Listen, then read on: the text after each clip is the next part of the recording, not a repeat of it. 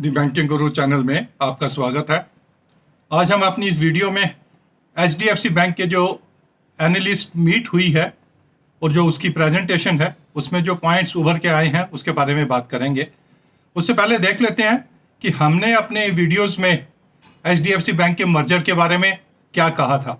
तकरीबन 3 महीने पहले जब मर्जर की डेट अनाउंस हुई थी कि 1 जुलाई को मर्ज हो जाएगा, तो हमने जो बताया था कि शॉर्ट टर्म में एचडीएफसी बैंक मर्जर के जितने नेगेटिव होंगे वो आपको फर्स्ट क्वार्टर रिजल्ट्स में ही दिखने शुरू हो जाएंगे, that is September quarter results में।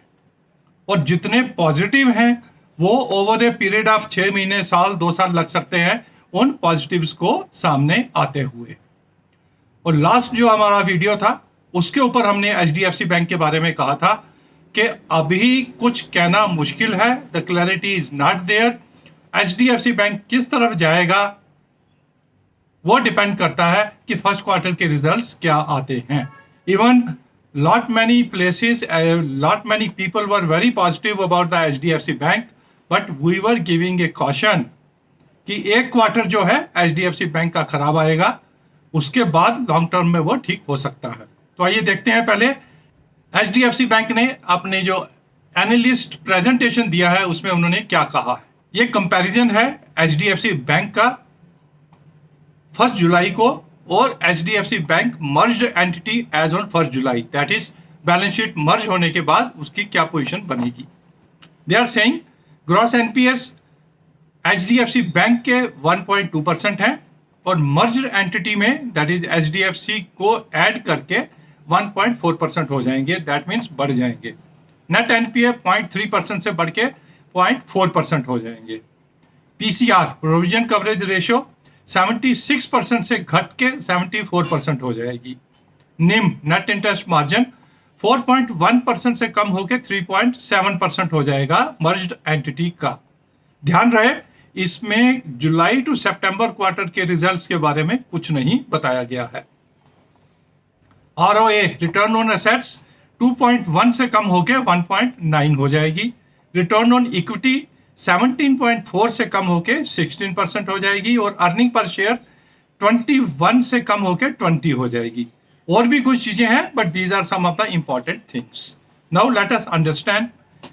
हो सकता है ये एक अच्छी बात है कि एचडीएफसी बैंक ने क्वार्टरली रिजल्ट्स लाने से पहले ये कुछ फिगर्स रिलीज कर दिया और एक एक्सपेक्टेशन उन्होंने लो कर दी है कि कुछ नेगेटिव फर्स्ट क्वार्टर में आ सकते हैं। यही हमने भी कहा था कि जितने नेगेटिव हैं वो फर्स्ट क्वार्टर की रिजल्ट्स आने में, मर्ज्ड बैलेंस शीट होने में आ जाएंगे।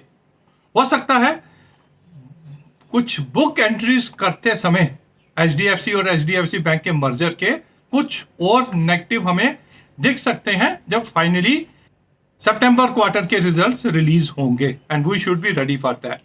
सेकेंडली, फेड रिजर्व का क्या डिसीजन आता है रेट ऑफ इंटरेस्ट पे, उसके ऊपर भी मार्केट की चाल चलेगी और एचडीएफसी का भी शेयर थोड़ा बहुत उससे इंपैक्ट होगा। बट लॉन्ग टर्म में जो मर्जर के बेसिक फंडामेंटल्स थे, एडवांटेजेस थे, वो अभी भी इंटैक्ट हैं। मेजर 2 चीजें जो हैं कि एचडीएफसी के कस्टमर्स को एचडीएफसी बैंक के प्रोडक्ट्स दिए जाएंगे और एचडीएफसी बैंक के कस्टमर्स को एचडीएफसी के प्रोडक्ट दिए जाएंगे। ये तो ओवरनाइट तो नहीं होगा, 3 महीने, 6 महीने, साल, 2 साल इसको लगेंगे। सेकंड जो मुद्दा था, जो एडवांटेज था कि कॉस्ट ऑफ फंड्स, एचडीएफसी की कॉस्ट ऑफ फंड्स ज्यादा है, एचडीएफसी की कॉस्ट ऑफ फंड्स कम है बीइंग ए बैंक, तो उनको कंपिटिटिव रेट्स पे हाउसिंग लोन और फॉर दैट मैटर्स बाकी लोन देने में आसानी होगी मर्ज्ड एंटिटी को। अब वो भी ओवरनाइट तो नहीं होगा, वो भी over a period of time होगा और मार्केट ड्रिवन रेट उन्हें देना पड़ेगा। But over a period of time this will be a advantage और I will say HDFC bank will come at par with बाकी बैंकों के, SBI, ICICI, Axis, as far as the cost of funds is concern.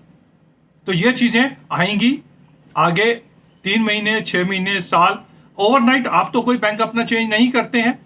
When you have problem with some existing bank, that's when you feel कि yes, I have to shift to some other bank and better bank. आज तकरीबन 3% HDFC bank का share टूटा है 1570। हो सकता है कल कुछ और करेक्शन हो और फर्स्ट क्वार्टर रिजल्ट आने पे भी कुछ करेक्शन हो सकती है, बट ध्यान रहे ये एक अपॉर्चुनिटी है HDFC बैंक को लॉन्ग टर्म इन्वेस्टमेंट के लिए। Anything below 1500 HDFC bank is gold mine.